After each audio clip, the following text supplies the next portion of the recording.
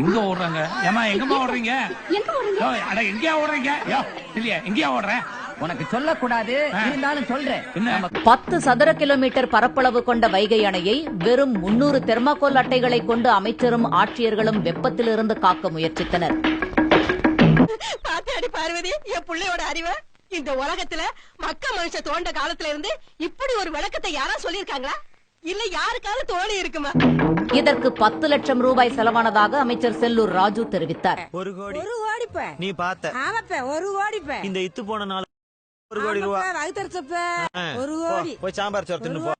இதன் மூலமாக இங்க இருக்கிற குறிப்பிட்ட அளவு தண்ணி வந்து என்ன ரொம்ப ஜாம் ஆகுது. பரிசாத முறையில ஏற்பாடு பண்ணிருக்கோம். இதுக்கு ஒரு 10 லட்சம் ரூபாய் ஆகுது. இன்னொரு தடவை சொல்லு. இதுக்கு ஒரு 10 லட்சம் ரூபாய் ஆகுது. இன்னொரு தடவை. டேய் சொல்ற பரதேசி, கரண்ட் கம்பத்துல கட்டிச்சு தோலை உரிச்சுன சொல்றா. இதுக்கு ஒரு 10 லட்சம் ரூபாய் ஆகுது.